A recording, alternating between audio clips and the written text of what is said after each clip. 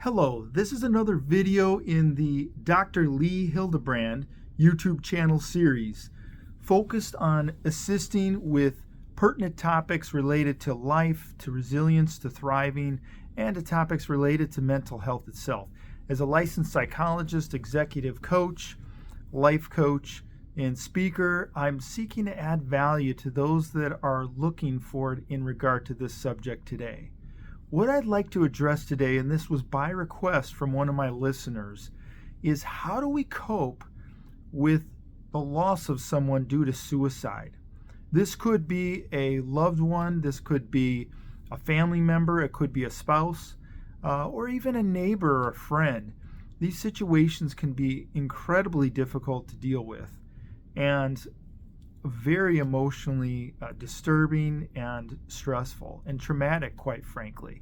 So what I'd like to do today is talk about some of those aspects of that kind of experience, and then also to offer some tips in regard to coping if you find yourself or a loved one in this situation.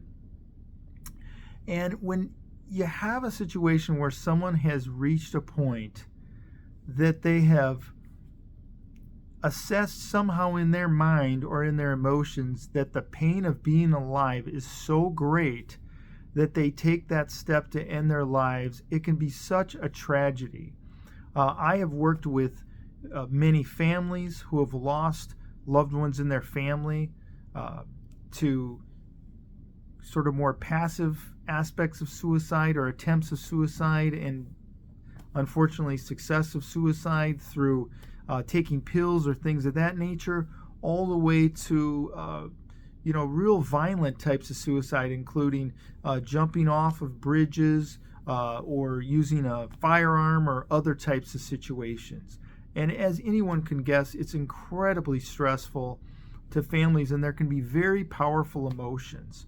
Some of the emotions that can come, one is just pure shock and surprise, because often in some of these instances, there's not a specific clue that the person has reached this point. Now, in some instances, there is a lot of struggle. There's maybe been some hospitalizations. There's been suicide talk.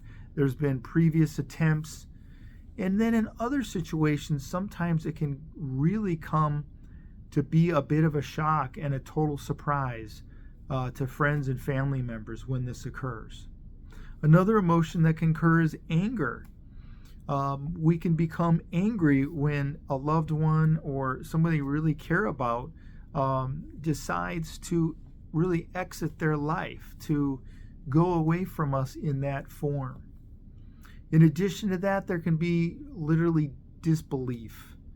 Like, I can't believe that this happened, and thinking about what was going on in that loved one's mind. And then another emotion can be guilt. Sometimes people will feel guilt often in regard to thinking about previous situations and using hindsight to blame themselves for not seeing certain signs. And in a lot of these situations that I've worked with and I've dealt with, I've often seen that a lot of times there isn't an exact or specific sign. That friends and loved ones are trying to do anything they can to be supportive of those where there are some signs that they're really going through a lot of distress. And it's important not to blame ourselves in these situations.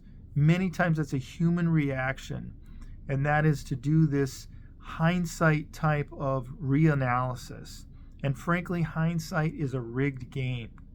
It's a rigged game because we don't know in that situation in the past when that person was going from day to day that they actually were going to commit suicide or kill themselves. You only know that after it's occurred. So it's really unfair to do some kind of retrospective analysis. It's very human. There's definitely a natural human tendency to do that. And it's important not to subject ourselves to the court of 2020 hindsight bias in regard to that.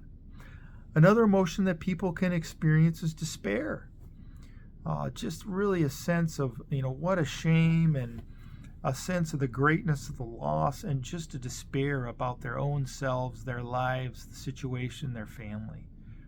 And another emotion that can occur is confusion. There's a lot of confusion about the whys and the hows, and what kind of things were going on in the mind. If there was no note or anything of that nature, what kinds of things were in that person's mind leading up to and then the actual suicide itself. And then another feeling that can come are feelings of rejection. Sometimes spouses or family members can feel a tremendous sense of rejection from the person that took it out and reached this level of despair. And in those situations, I just encourage people not to personalize or take that as somehow reflective upon themselves, that the person that did this was in tremendous despair. And another thing that I like to encourage people to consider is, when you think about this person in your life, is not to remember them by their most difficult day in their entire life. Because truly, in these situations where people have taken this route and committed suicide, there are so many other days in their life where they have contributed so much, where they felt much, much better, where you've had beautiful and wonderful interactions with them. And it's really important to remember them by many of these days, and not to get fixated in our minds and remember them by the most difficult and potentially unusual day of their entire life that they've been here with us. And in terms of these feelings and the grief process that starts for friends, family members, spouses of those that commit suicide, is that there is not a timeline. There are models that have been done. Elizabeth Kubler-Ross is a famous one that talks about stages of grief. And what I've found in my experience in working with many families related to both grief and trauma is that there can be aspects of denial or anger, other aspects of that model that do come about as feelings, but there's not an exact linear course which eventually leads to the last stage she talks about, which is acceptance. You are going to have unique feelings in terms of who you are. There is not a timeline in regard to those feelings. There is not a stepwise model for you in terms of exactly how this is going to go. And it's very important to be understanding and compassionate and patient with yourself as you're trying to process and negotiate this loss. And many people often report feeling like even when some others, after a number of months or even a year or years that are not quite as close to the person that committed suicide, may come to some sense of acceptance, that that can be different person to person. And the pain and the grief and these kinds of feelings can last for years. Now, what are some of the things that we can do if we're in this situation in terms of coping and trying to navigate this the best that we can?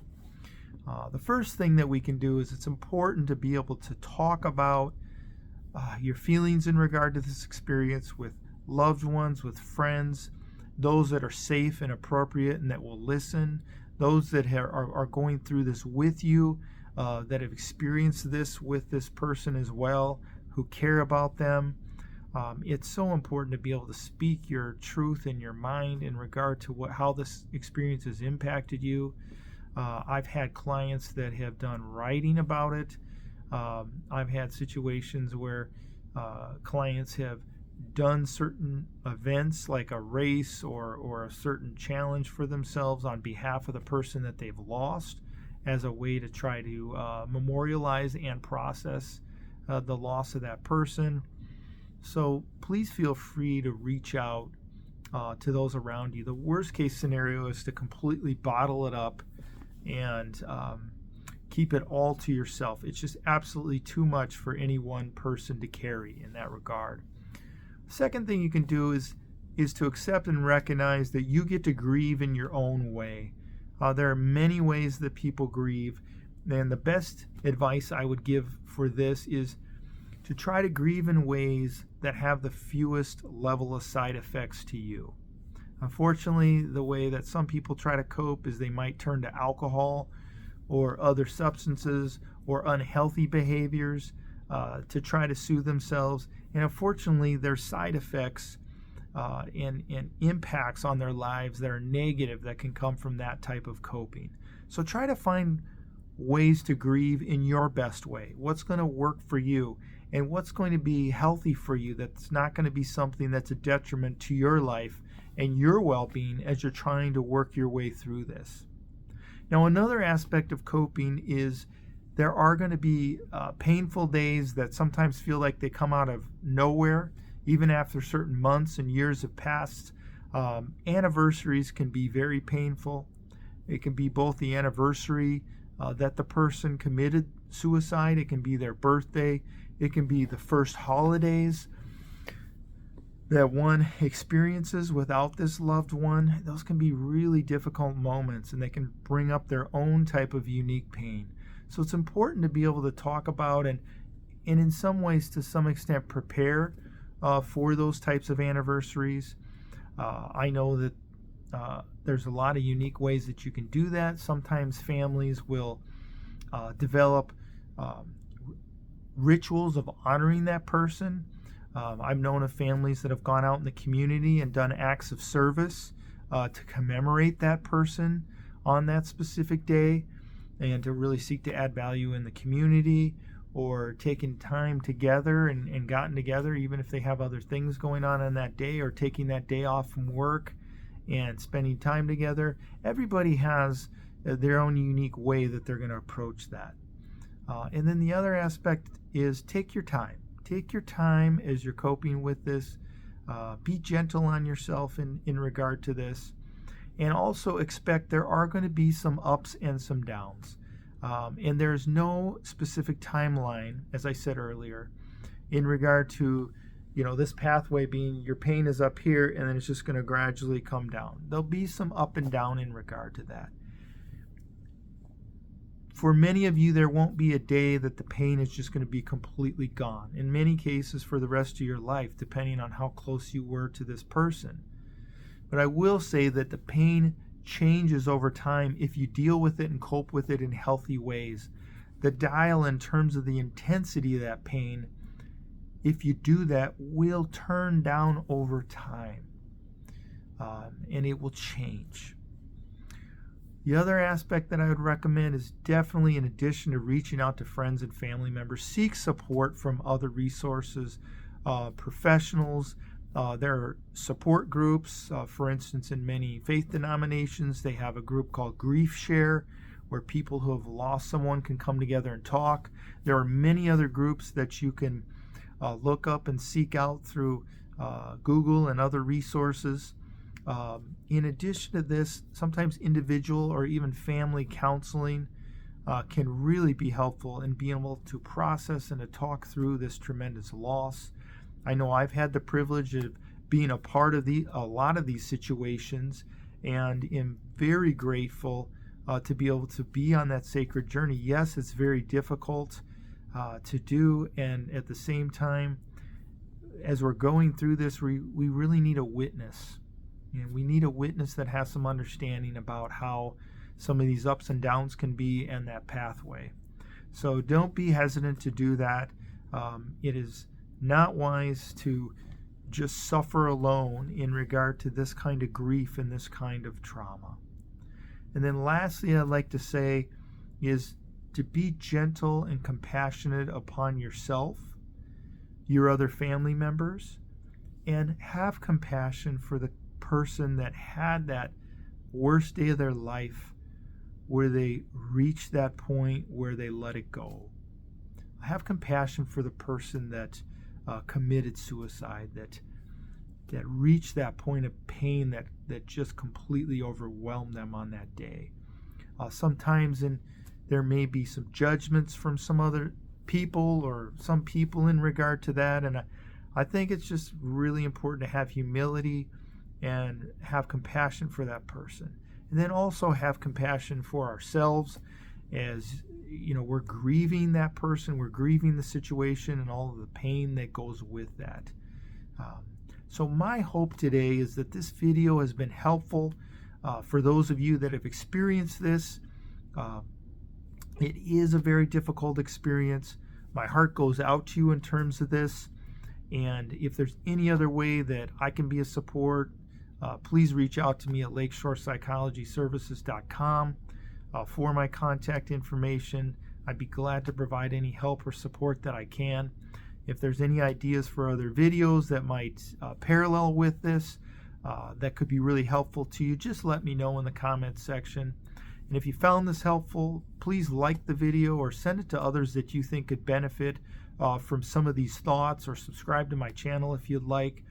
It's my sincere hope that as you work through and process this loss, that you can come to some sense of good remembrance and just beautiful remembrance of this person that you've lost, and that in terms of the pain and that dial, that over time as you work on coping with this, that it will turn down and that you can come to some semblance of peace with yourself and the life of this person.